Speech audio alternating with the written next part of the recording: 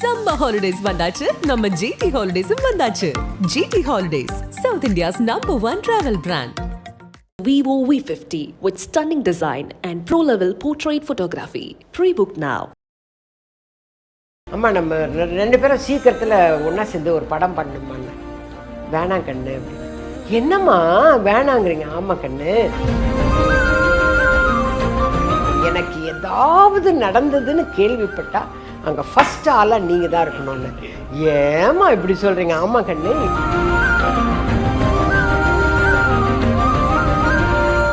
நான் வந்து வைதேகி காத்திருந்தால் நடிச்சுக்கிட்டு இருக்கேன் விஜயகாந்த் சார். படம் எடுக்கலான்னு இருக்கிறோம்.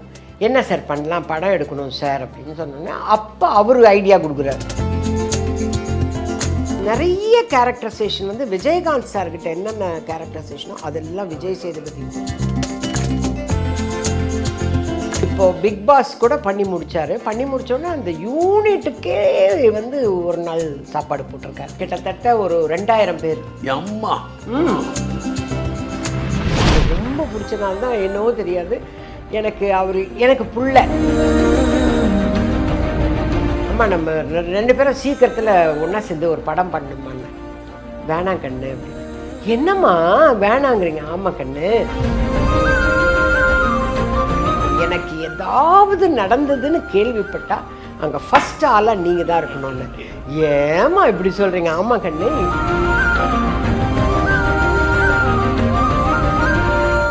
நமக்கு எனக்கு தெரிஞ்சு ஒரு அப்படியே அசஸ் பண்ணுறதுல ஜெமினி கணேசன் சார், எம்ஜிஆர், நம்ம இவர் விஜய் சேதுபதி ஒரு ஆள். மற்றவங்க இல்லைன்னு நான் சொல்லலை, சுருக்கமாக சொல்கிறேன் இவங்க 3 பேர். அதில் விஜய் சேதுபதி ரொம்ப அசஸ் பண்ணுறது, பழைய நடிகர்களையெல்லாம் ஃபுல்லாக ஸ்டடி பண்ணியிருக்கேன். நான் அவரோட ஒரு 3-4 படம் ஆக்ட் பண்ணீங்க. ஆகும்போது நல்ல பேசி நல்லா இதாக இருக்கணும். அப்புறம் நீங்கள் வந்து நானும் ஒரு 4-5 படம் தொழில் பண்ணேன். ரியல் எஸ்டேட் பண்ணேன், ஹோட்டல் வச்சுருந்தேன், அப்புறம் வந்து கன்ஸ்ட்ரக்ஷன் பண்ணேன். இதெல்லாம் ஓகே. அது மாதிரி நீங்கள் எப்படி பண்ணீங்க? இதெல்லாம் தண்ணி water business, water supply water supply. அங்கே எனக்கு வந்து எங்கள் அண்ணனோட ஃப்ரெண்டு வந்து ஜான்னு இருந்தாங்க. அவர் வந்து நாங்கள் சென்னைக்கு வரும்போது அவரும் ஊர்லேருந்து, அவங்க ஆக்சுவலாக வந்து பெரிய பெரிய ஆளுங்க அவங்களும். நாங்கள் சென்னைக்கு வந்தது தான் அவங்களும் ஷிஃப்ட் ஆகி வந்தாங்க. அப்போது நான் ஆர்டிஸ்ட் ஆகிட்டேன்னு அவர் வந்து மெர்கன்டைல் பேங்க்கில் வந்து ஏசி இன்ஜினியர். அவர் ஏசி அதெல்லாம் பார்க்குற இன்ஜினியரு. ஆனால் பட் எனக்கு கூட சினிமா ஷூட்டிங்க்கு வர்றதுக்கு கொள்றதுக்கு பொறுப்பான ஆள் வேணும். எப்போவுமே எங்கள் அப்பா வந்துட்டு இருக்க முடியாது அப்படின்னா அந்த அண்ணன் என் கூட வந்தார்.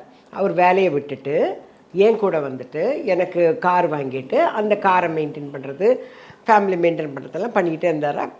அப்போது என்ன சொன்னார், நம்ம வந்து வாட்டர் சப்ளை லாரி போடலாமா, ஏன்னா சினிமா வந்து எப்போவுமே நிரந்தரமாக இருக்காதுன்னா. ஆமாம், நம்ம ஏற்கனவே அடிபட்டிருக்கோம், நல்லா ஓஹோன்னு வாழ்ந்துட்டு சினிமாவானால்தான் ரோடுக்கே வந்தோம்.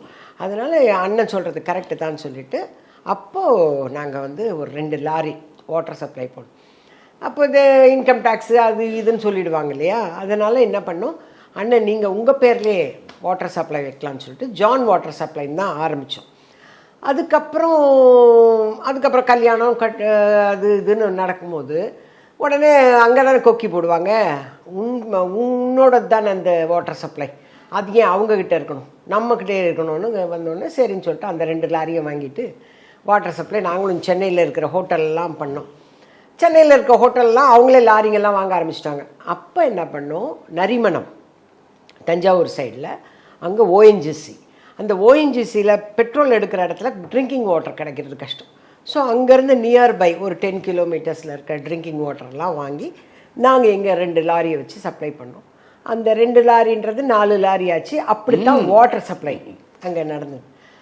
அப்போ வந்து வாட்டர் சப்ளையில் வந்து 10 கிலோமீட்டர்ஸ் டிஸ்டன்ஸில் தான் வாட்டர் எடுக்கிறது, சேல் பண்ணுறது. ஆனால் but we are getting more money. அந்த மோர் மணி வந்தோடனே என்ன பண்ணுறது, இதை பண்ணுறேன். அப்போ வந்து உங்களோட ஃப்ரெண்ட்ஷிப்பெல்லாம் இருந்திருந்தால் நானும் ஒரு 4-5 வீடு வாங்கி போட்டுட்டு வாடகை வருது நிம்மதியாக உட்காந்துருந்துருப்பேன். அப்போது அதுக்கான தகுந்த ஃப்ரெண்ட்ஸு கிடையாது. அப்போ என்ன பண்ணலாம், படம் பண்ணலாம், இது இங்கே தானே இருக்கிறோம், சினிமா படம் பண்ணலான் போது நான் வந்து வைதேகி காத்திருந்தால் நடிச்சுக்கிட்டு இருக்கேன் விஜயகாந்த் சாரோட. அப்போ அவர்கிட்ட போய் சொல்கிறேன், சார் இந்த மாதிரி வாட்டர் சப்ளை அது நல்லா கொஞ்சம் பணம் வருது, பட் வேஸ்ட் பண்ண வேணான்னு படம் எடுக்கலான்னு இருக்கிறோம். என்ன சார் பண்ணலாம், படம் எடுக்கணும் சார் அப்படின்னு சொன்னோன்னே அப்போ அவர் ஐடியா கொடுக்குறாரு.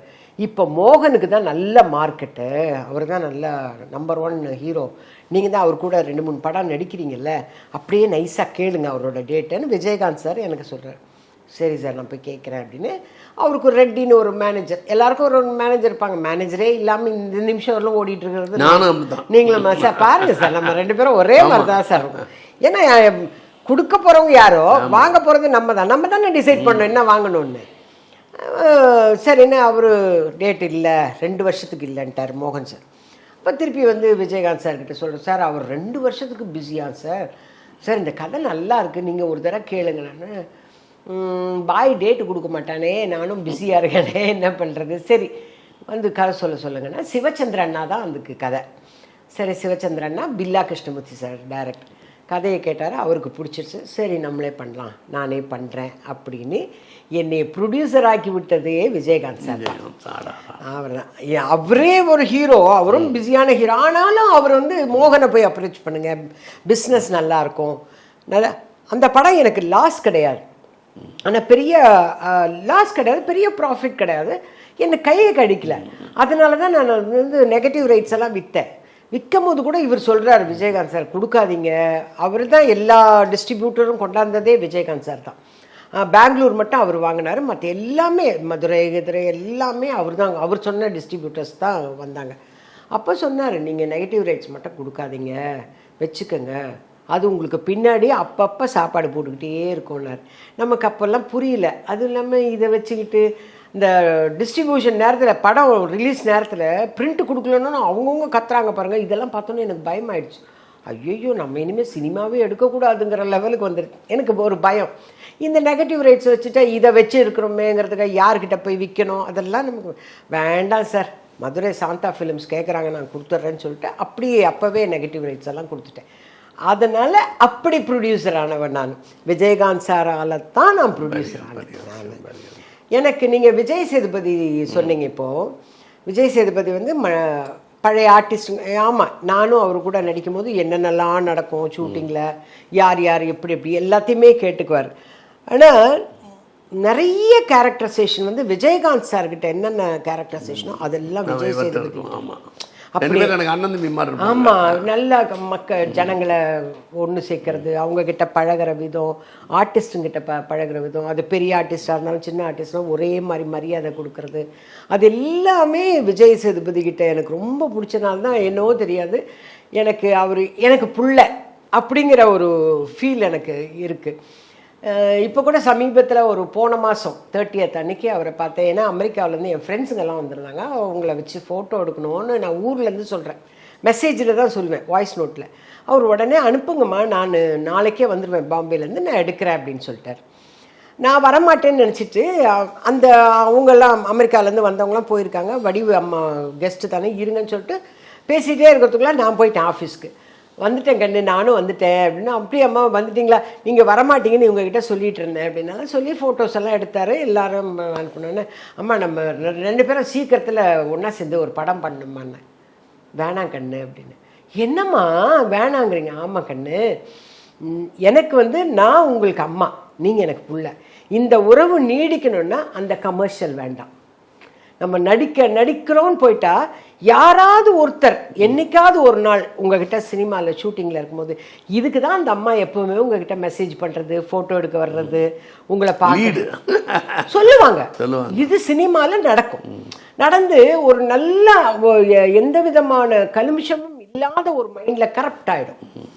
ஓ இருக்குமோ ஒரு வடிவுகரசியம்மா நம்ம கூட நடிக்கணுங்கிறதுக்காக தான் இத்தனை நாள், அது வேண்டாம். நம்ம நடிக்கணும்னு விதி இருந்தால் அது நடிக்கலாம். ஆனால் வேணாம் தம்பி, நான் அப்பப்போ உங்களை வந்து பார்க்கணும், 3 மாதத்துக்கு ஒரு தடவை பார்க்கணுன்னு நான் வந்து பார்ப்பேன். இப்போ ரைட்டராக அவரோட பிறந்த நாளுக்கு அனுப்புகிறேன், மெசேஜ் அனுப்புகிறேன், பதில் வருது, இது போதும் அப்படிங்க. இது ஆச்சரியமாக இருக்குமா, யாருமே இப்படி சொல்ல மாட்டாங்க. ஆமாம் கண்ணு, எனக்கு நீங்கள் பிள்ளையா இருங்க கடைசி வரும்.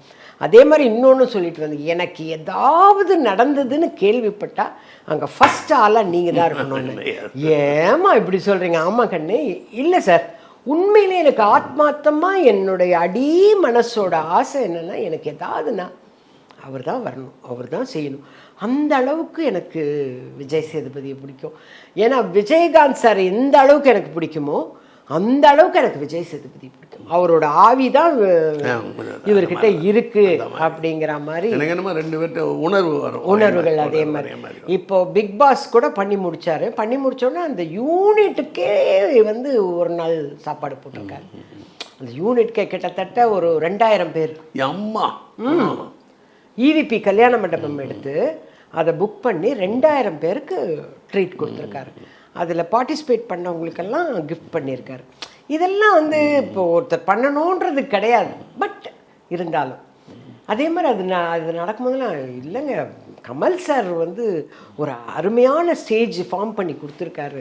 அதை கரெக்டாக நம்ம வந்து காப்பாற்றணும். அதை கரெக்டாக அந்த உணர்வோடு இருக்கக்கூடிய ஒரு மனுஷன் தான். சம்மர் ஹாலிடேஸ் வந்தாச்சு, நம்ம ஜிடி ஹாலிடேஸும் வந்தாச்சு. GT holidays, south India's #1 travel brand. Vivo V50 with stunning design and pro-level portrait photography. Pre-book now.